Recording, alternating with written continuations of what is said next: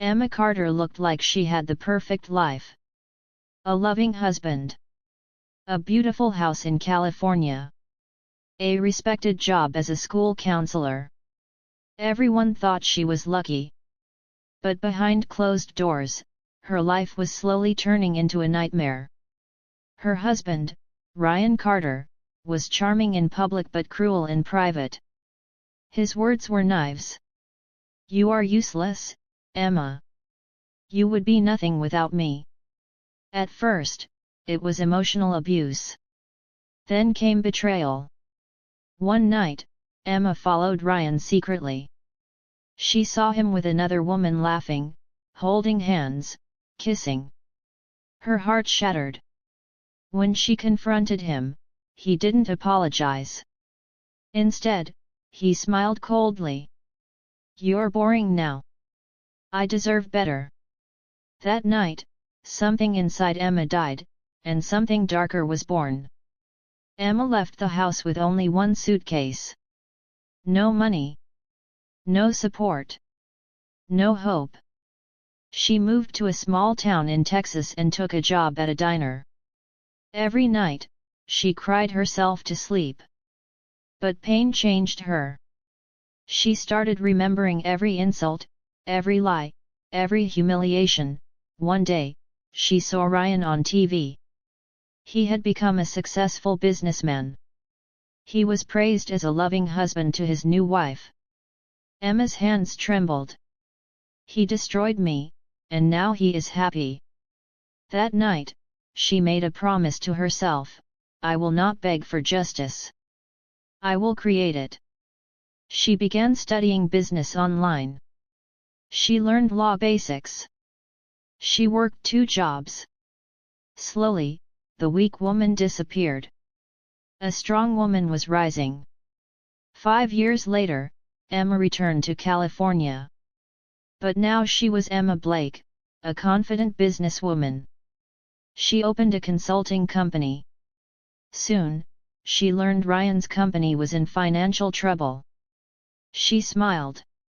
"The door is open now." Using a fake identity, she offered her company's help to Ryan's firm. Ryan didn't recognize her. He only saw a smart, powerful woman. Emma entered his office, the same office where he once laughed at her. Her heart raced, but her face stayed calm. "Nice to meet you, Mr. Carter," she said. Ryan shook her hand. He had no idea, the woman he destroyed was now standing in front of him, ready to destroy his empire. Emma met Ryan every week for business meetings. She listened carefully. She smiled politely. She acted like a loyal consultant. Inside, her heart burned. Ryan trusted her. "She is brilliant," he told his staff. "She saved our company." Emma secretly studied his contracts. She found proof of illegal deals and tax fraud. One night, she whispered to herself, "You ruined my life, now I will ruin your lies." But revenge was not easy. Sometimes, when Ryan laughed, she remembered the man she once loved. Her hands shook. "Stay strong, Emma," she told herself. "He showed you no mercy." Slowly, she planted small mistakes in his business plans. Wrong investments. Delayed projects. Bad partnerships. Ryan's company started losing money. He blamed his workers. He shouted. He panicked. Emma watched quietly. The storm had begun. One afternoon, Emma met Sophia, Ryan's new wife. Sophia was beautiful but tired-looking. "I feel trapped," Sophia said softly. "Ryan controls everything." Emma's heart tightened. Was Sophia another victim? Emma didn't reveal her true identity. Instead, she helped Sophia find secret bank records. Together, they discovered Ryan was cheating again, with his secretary. Sophia cried. "I gave him everything, she whispered. Emma held her hand. I know what it feels like, to love a monster. That night, Sophia left Ryan. News spread fast.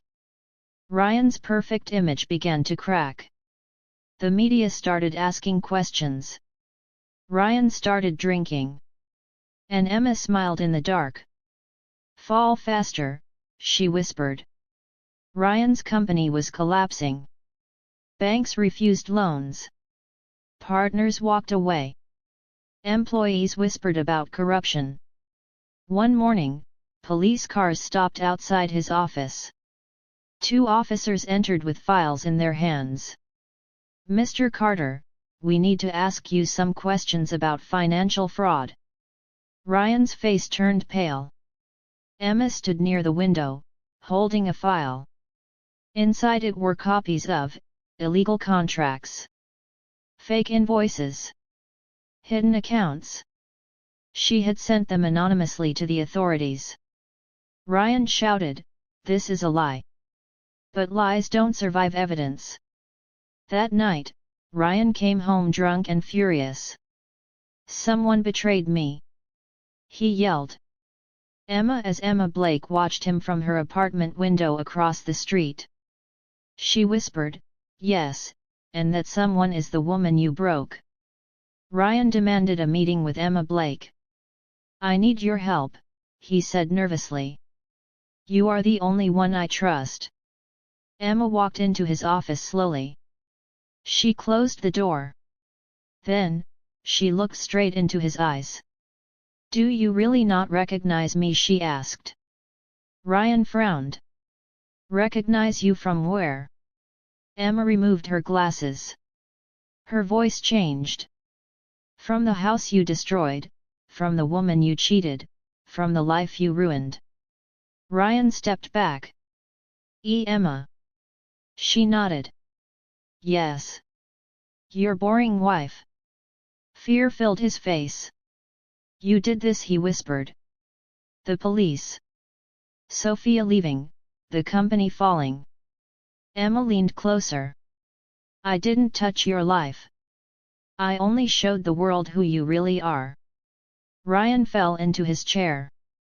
"You can't do this. I will be ruined." Emma's eyes were cold. "You ruined me first." She walked out. And for the first time, Ryan was truly alone. The courtroom was silent. Ryan stood in front of the judge, sweating and shaking. Charges against him: financial fraud, illegal business deals, tax evasion. Emma sat in the back row, wearing a black coat. She watched him carefully.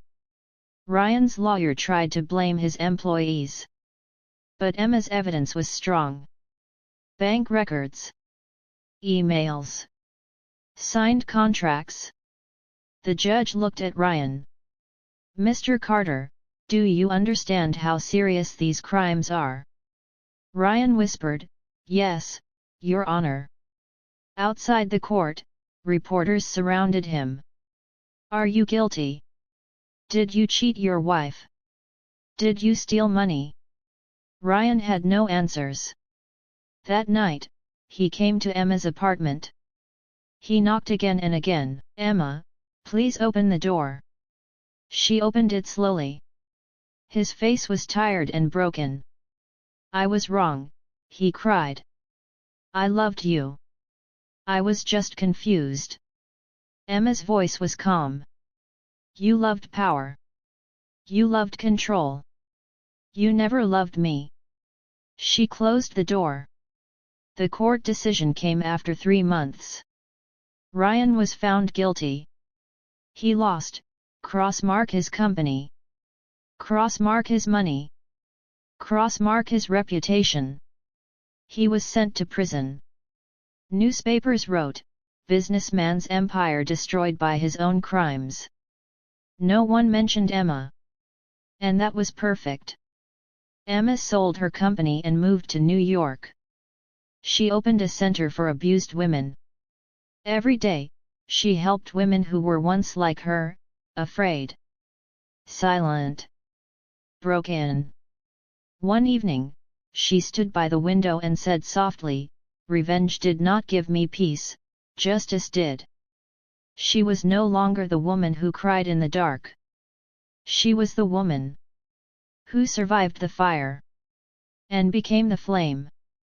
5 years passed. Emma stood in front of a large building in New York with a sign that read, "Phoenix Women Support Center." Inside, women laughed, talked, and felt safe. Emma had built this place from her pain.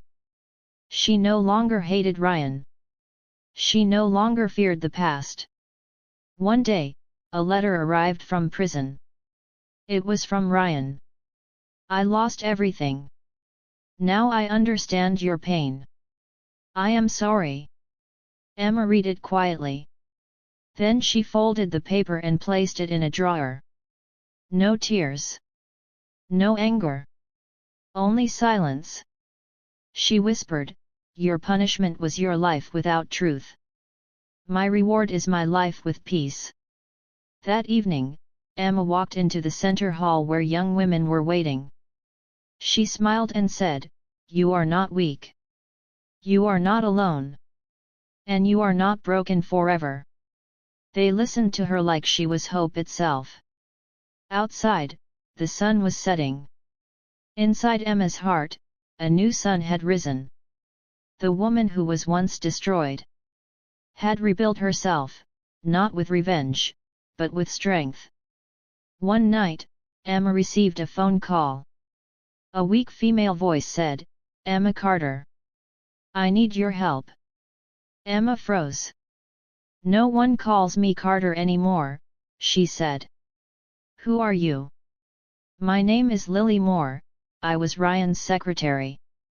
Emma's heart started beating fast. "He destroyed my life too," Lily cried. "He forced me into illegal work, and when I refused, he blamed everything on me." Emma remembered Sophia, now Lily. "How can I help you?" Emma asked. Lily whispered, "Ryan is not the only monster. There is someone bigger behind him." Emma's eyes narrowed. "Who?" Lily said one name, Daniel Brooks. Ryan's business partner.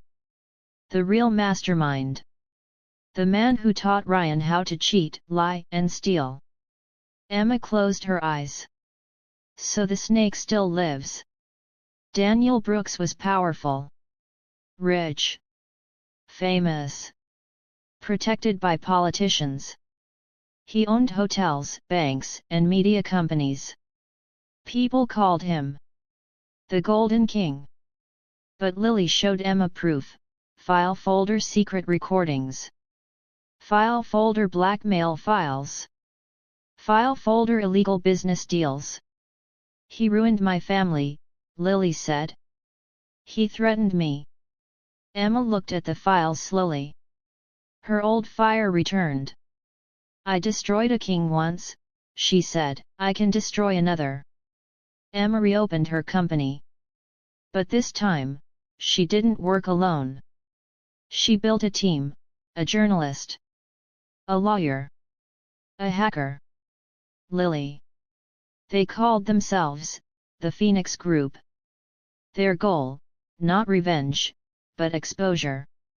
And Daniel Brooks had no idea that the woman who destroyed Ryan was now coming for him. The Phoenix Group started quietly. The hacker, Alex, entered Daniel Brooks' private servers. Files appeared on the screen: bomb offshore accounts, bomb bribed politicians, bomb human trafficking links, bomb fake charities. Emma felt cold inside. "He is worse than Ryan," she whispered. They planned carefully. A journalist named Mark Lewis prepared an article for a big media channel. Title draft: The Golden King's Dirty Secrets. But Daniel was not stupid. He felt danger. One night, Emma received a message: "Stop digging, or you will be buried." Attached was a photo of Lily walking alone on the street. Emma's blood froze. They are watching us. Still, she didn't stop. Instead, she set a trap. She leaked fake information about a secret meeting. And Daniel took the bait. That night, Lily was driving home. Suddenly, a black SUV followed her. She called Emma. "They are behind me!" she cried. Emma shouted, "Don't stop! Drive to the police station!" The SUV hit Lily's car. Crash! Emma heard the scream on the phone. Then silence. Sirens filled the background. Lily survived, but she was badly injured. In the hospital, Lily held Emma's hand. "I was scared, but I don't regret helping you." Emma's eyes burned with tears. "They tried to kill you because of me." Lily whispered, "No, because of truth." That night, Emma stood alone on the roof of her building. Wind cut her face. "They crossed the line," she said. "This is no longer revenge, this is war." Emma and the Phoenix Group met in their secret office. Lily was in the hospital. Alex was hacking. Mark was preparing the article. Suddenly, police sirens were heard outside. "This is the police. Open the door." Emma froze. "How did they find us?" she whispered. "Police arrested Mark, the journalist." Daniel Brooks appeared on TV that night, smiling. He said, "I am a victim of false accusations. Some criminals tried to frame me." Emma realized the truth. Mark had betrayed them. He sold their plan to Daniel for money. Emma clenched her fists. So even truth has a price. Now, cross-mark their office was burned. Cross-mark their files were seized. Cross-mark Lily was in danger. Cross-mark Daniel looked clean again. The Phoenix Group was broken. But Emma was not. She said softly, "Fine, if he wants a war in the dark, I will fight in the light." Alex contacted Emma secretly. "I saved one file," he said. "A video, very dangerous." "What video?" Emma asked. Alex hesitated. "It shows Daniel Brooks meeting human traffickers. It has faces, voices, money exchange." Emma's breath stopped. "This can destroy him."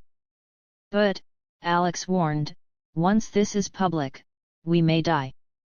Emma closed her eyes. She remembered Lily in the hospital. She remembered her own broken past. "If we stay silent, many more women will suffer." They planned one final move. Not small news. Not social media.